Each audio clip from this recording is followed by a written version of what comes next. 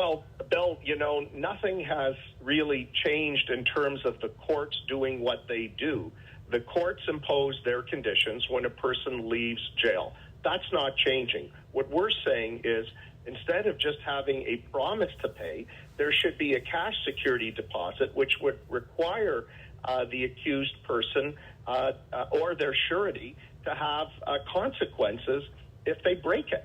So right now, when there's a promise to pay and somebody breaks it, they break it. There should be consequences. We think by putting up the cash or having the surety put up the cash, there's an obligation for somebody to respect the court conditions. This is just toughening it up because we don't want to have this continuance of revolving door where people go out of jail, they break the laws, they're back in jail. We want to break this. We think if there's consequences for reoffending, then people will not reoffend so easily or obviously.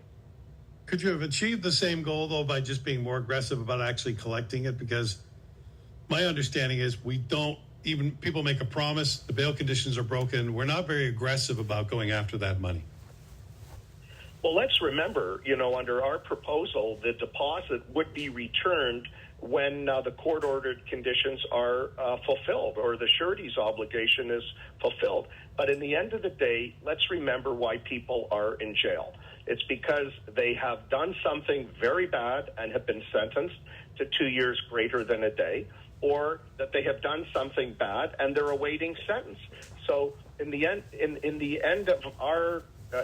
of the day, we want to make sure that our streets are safe, that our doors are not knocked in at 4 a.m, that cars aren't stolen, in your neighborhood. We want to make sure that our position of being tough on crime is backed up by our actions, backed up by the legislation, backed up by the regulations, and backed up by a government that has the backs of an average Ontarian that just wants to feel safe.